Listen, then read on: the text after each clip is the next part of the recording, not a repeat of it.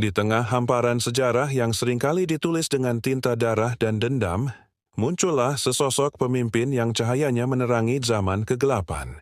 Inilah kisah tentang Salahuddin al-Ayyubi, seorang sultan yang namanya terukir bukan hanya karena kehebatan militernya, tetapi juga karena kebesaran jiwa dan pengampunan yang ia tunjukkan saat dunia menahan napas.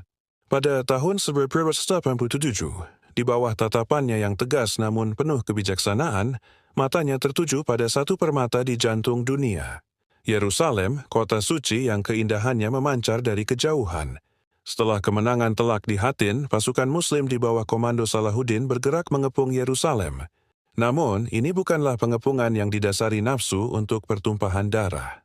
Setiap pergerakan pasukan, setiap manuver militer dirancang dengan strategi yang matang untuk meminimalkan korban. Fokus utamanya adalah merebut kembali kota, bukan menghancurkannya.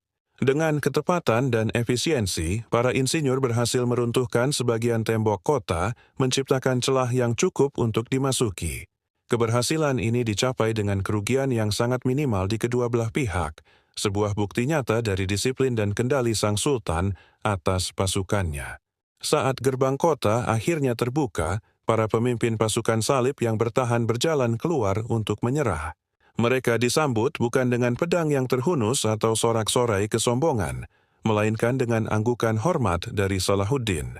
Dalam momen kemenangan terbesar itu, ia menunjukkan keagungan karakternya. Sebuah perintah tegas segera disebarkan. Jangan sakiti warga sipil, jangan menjarah rumah mereka, jangan merusak tempat ibadah mereka. Visual kepatuhan pasukannya menjadi saksi bisu.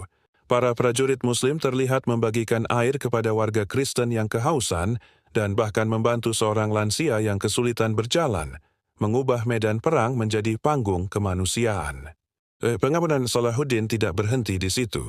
Ia memberikan kebijakan yang belum pernah terjadi sebelumnya dalam sejarah penaklukan masa itu. Semua warga sipil, baik Kristen Ortodoks maupun Latin, diizinkan untuk meninggalkan kota dengan damai, membawa serta seluruh harta benda mereka yang bisa mereka angkut. Bagi mereka yang terlalu miskin untuk membayar tebusan yang ditetapkan, Salahuddin dengan kemurahan hatinya membebaskan ribuan dari mereka, termasuk para budak dan tawanan, menggunakan kekayaan pribadinya. Saat ia akhirnya melangkah memasuki kota suci, ia melakukannya dengan khidmat. Pandangannya menyapu gereja dan sinagoga dengan penuh rasa hormat, menegaskan perannya bukan sebagai penakluk, melainkan sebagai pelindung semua keyakinan. Kisah Salahuddin menjadi pengingat abadi bahwa kemenangan sejati tidak diukur dari seberapa banyak